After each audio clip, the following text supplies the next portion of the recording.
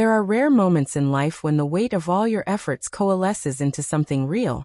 Something you can touch. A tangible reward for every silent sacrifice. That's how I felt the day I signed the final paperwork for the house. It wasn't just a structure of concrete and timber. It was the embodiment of years of hard work, sleepless nights, missed holidays, and all the quiet, personal denials I endured for the sake of a dream. This wasn't just property. It was my future, something that finally belonged to me. The house stood proud in a serene neighborhood. The kind where families lit up their roofs with Christmas lights in winter. Where children zipped around on bicycles till sunset.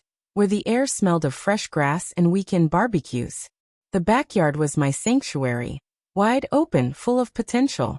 I imagined warm summer evenings spent grilling with friends, or lazy Sunday mornings with Sophia, coffee cups in hand, watching our future children laugh and chase each other through the lawn. Sophia. She had been by my side for 7 years. 5 of them as my wife, 2 more as my partner before that.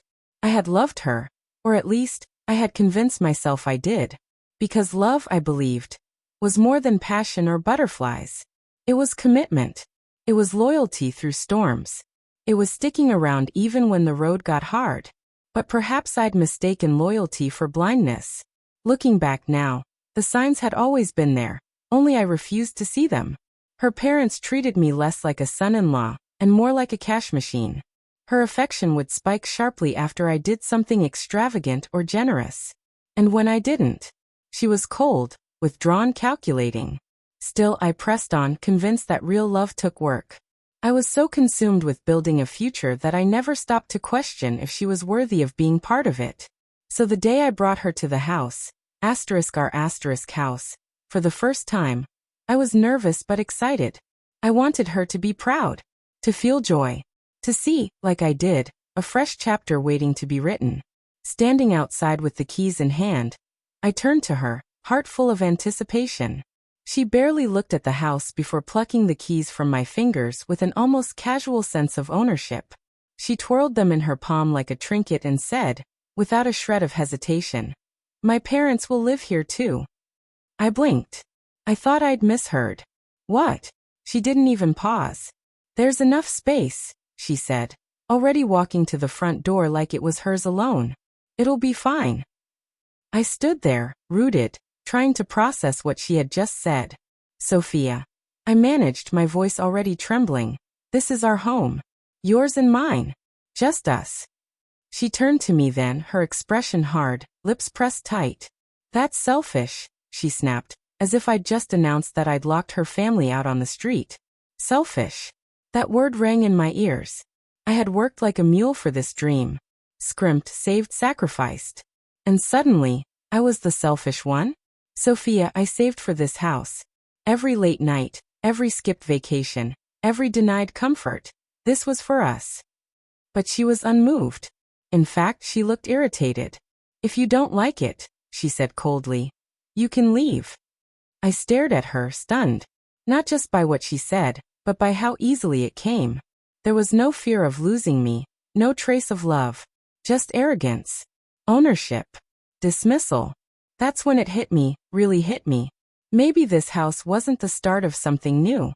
Maybe it was the end of the illusion I had been holding on to for far too long. I had known Sophia's flaws, her stubbornness, her sharp tongue, her entitlement. But I had accepted it all in the name of love. In the beginning, there had been laughter, adventures, dreams. Slowly those things faded. And what was left? A woman who saw me as a tool to achieve her goals. Her parents, Margaret and Henry, had always been too involved. I thought it was just family closeness. But it wasn't love, it was convenience. They saw me as a solution, a golden goose. And Sophia? She enabled it. It started with small loans. Then medical bills. Then rent. Then Henry's never-ending business projects. Always on the verge of success. Always needing just a bit more help. And she gave it, our money, without ever asking. I found out by accident. A glance at our joint account one morning showed $1, 500 gone. No explanation. No discussion. That was the beginning of the unraveling.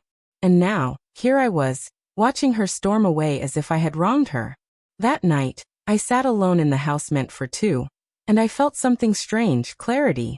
I wasn't angry. I wasn't sad. I was done. The next morning, the messages started. Old acquaintances. People I hadn't heard from in years. All suddenly very interested in telling me how terrible I was. How I had abandoned poor Sophia. She had wasted no time, spinning a story of betrayal, painting herself as the victim. But the real blow came in a message from someone I barely knew. Sophia is telling people you cheated on her. I stared at the screen, the words blurring. Cheated? Me? I had been nothing but loyal. Nothing but devoted. I felt a bitter laugh escape my throat. Of course, if she couldn't get me back, she would try to destroy me. I called her. She picked up right away, voice heavy with mockery. Oh, now you want to talk? I know what you're doing, I said flatly. Silence. You're lying about me. Telling people I cheated on you. A sharp inhale. She had been caught, and we both knew it. Then came her smug defiance. People believe what they want to believe. No. They believe what you made them believe. You spread the lie. She didn't deny it. She didn't have to. This was never about truth. It was about control. She couldn't control me anymore, so she wanted to control the narrative. You ruined my life, she spat. You humiliated me. You took everything. You made me look weak. That was it. Her pain wasn't about loss. It was about image. She didn't mourn me. She mourned her power over me. This is the last time we'll ever speak, I said. A soft gasp. You want to play the victim? Fine. But you and I both know the truth. Then came her final words. Barely a whisper. I hate you. I really, really hate you. She hung up. I stared at the phone, then slowly deleted her number. And just like that, it was over. No more drama. No more lies. No more pretending. I was free. She had come to the house again once. Parked outside, just sitting there. She didn't knock. Just stared at the door for a long time. Then a message followed. Asterisk, can we talk? I don't want it to end this way. Asterisk. I didn't respond. This was the bed she made. And for the first time in a long time, I slept peacefully.